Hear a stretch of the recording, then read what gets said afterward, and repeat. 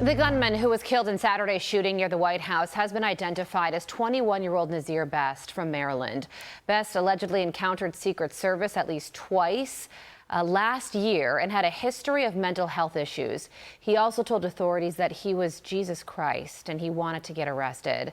Political strategist Katie Zacharia joins me now. Katie, good morning to you. You know, the president's initial reaction to this was to point out that this shooting took place a month after the White House Correspondents Association dinner shooting. And he reiterated his point that all presidents deserve very safe spaces like the ballroom. And the funding and construction of that project is now very much in question. So does the president have a point here?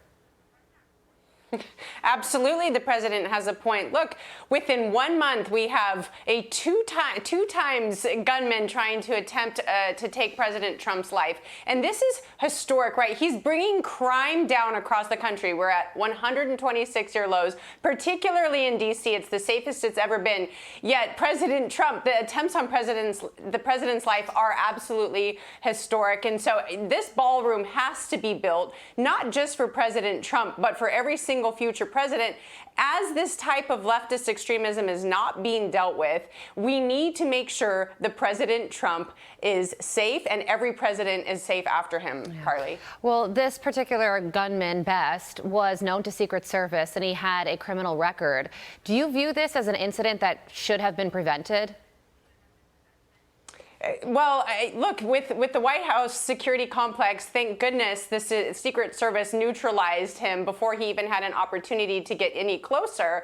And I think what we have to address is the fact that we have a problem in this country with leftist hate. We've had so many attempts. I was at Mar-a-Lago when they had to neutralize another attempted assassin on President Trump, and thankfully he wasn't there. But if we don't tune down, if the left does not get a hold of the violent rhetoric, this is historic. Look, you have these 21, 22, even early 30-year-old men that are very extreme and being indoctrinated online. And so we have to get to the bottom of this. So could it be prevented?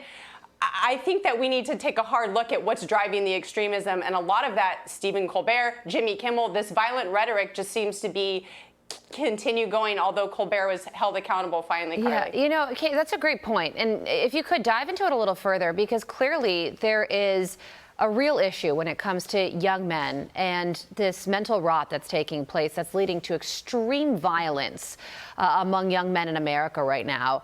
Why do you think that's happening and how do we prevent this? Two of the attempted assassins have come out of California. And now we have this, including on Justice Kavanaugh.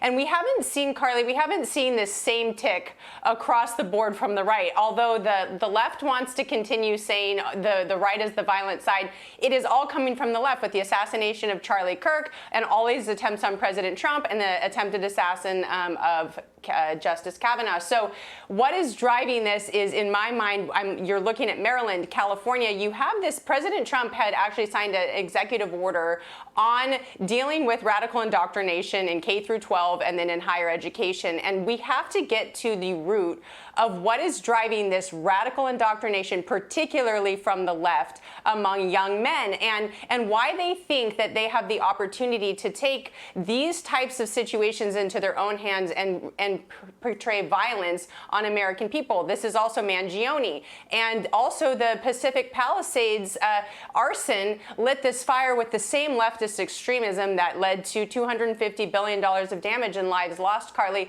So it's widespread and systemic, and we need to deal with the root causes. Yeah. I think we're getting to that with the executive orders, but we need to get deeper on online extremism. Yeah, this is a deep problem that no matter how many shootings or close calls there are, it remains unsolved, which should be of utmost concern to all of us. Katie, thank you so much for joining us this morning.